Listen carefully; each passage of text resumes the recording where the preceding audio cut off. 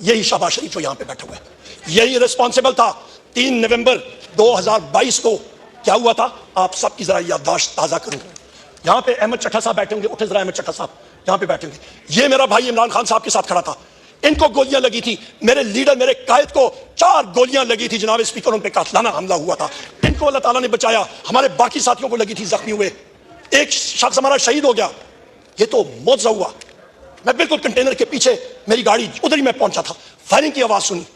जिस वक्त मैं अंदर गया, ऊपर से इमरान खान साहब को उठा के ला रहे थे, खूनो खून थे, और उस शख्स ने जनाब स्पीकर, ओए ओए आपकी बात करता हूं ना, जो ओए करते हैं कि टांगों में 4 गोलियां मारे, मैं देखता हूं क्या होता है, मैं देखता हूं। जनाब स्पीकर, आप फायर आर्म्स को समझते हैं, जरा चलाए ना 9mm की गोलियां किसी के टांगों में 4, ओए ओए करते हैं, पता लग जाएगा इनको।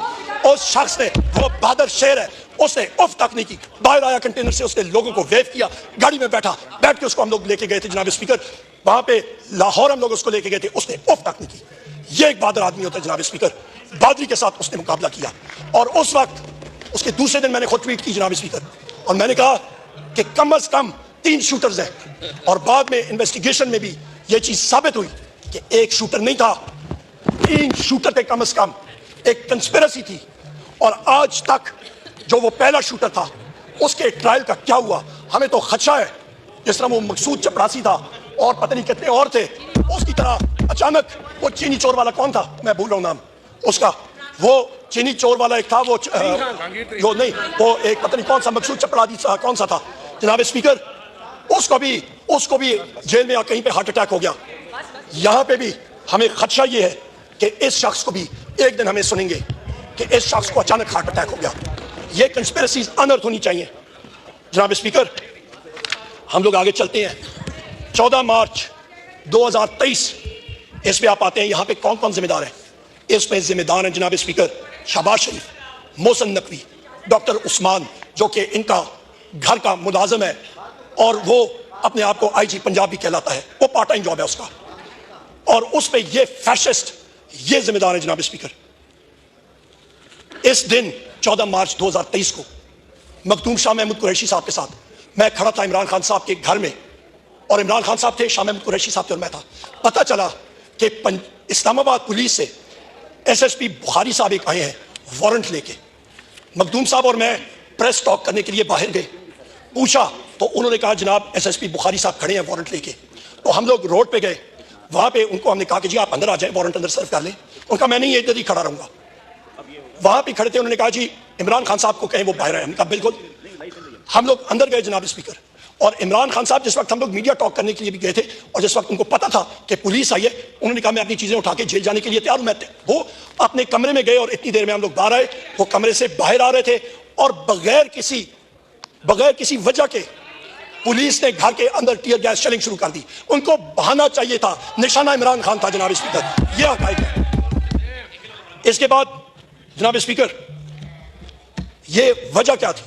उसकी वजह यह थी कि इनका जो मोहसिन नकवी है ये, और दूसरा इनका डॉक्टर उस्मान IG पंजाब, वो बहाना चाहते थे कि कोई ऐसा एक्शन हो जिसकी वजह से वहां पे अफरा तफरी हो और खुदा न खास्ता लाशें गिरे।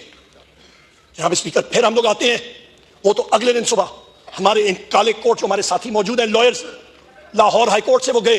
लाहौर हाई कोर्ट ने वहां पे रिस्ट्रेन किया पुलिस एक्शन से।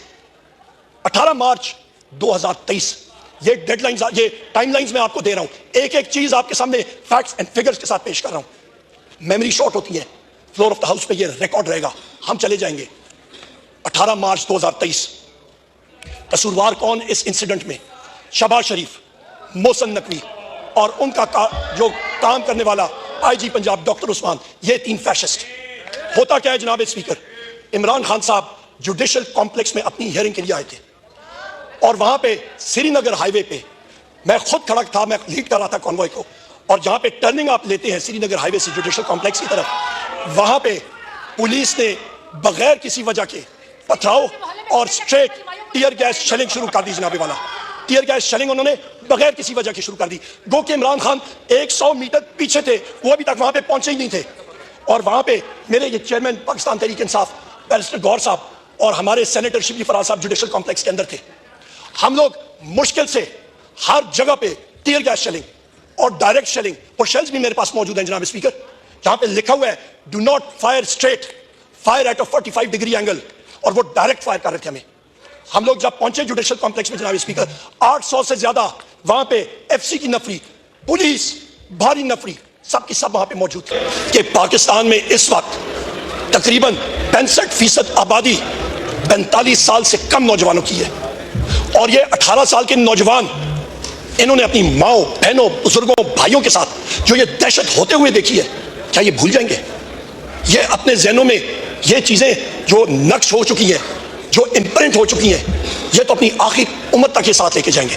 पहले तो रूल ऑफ लॉ की बात करो। रूल ऑफ लॉ तो तुम लोगों ने लाया ही नहीं। पहली चीज रूल ऑफ लॉ की इंटरनेशनल इन्वेस्टमेंट में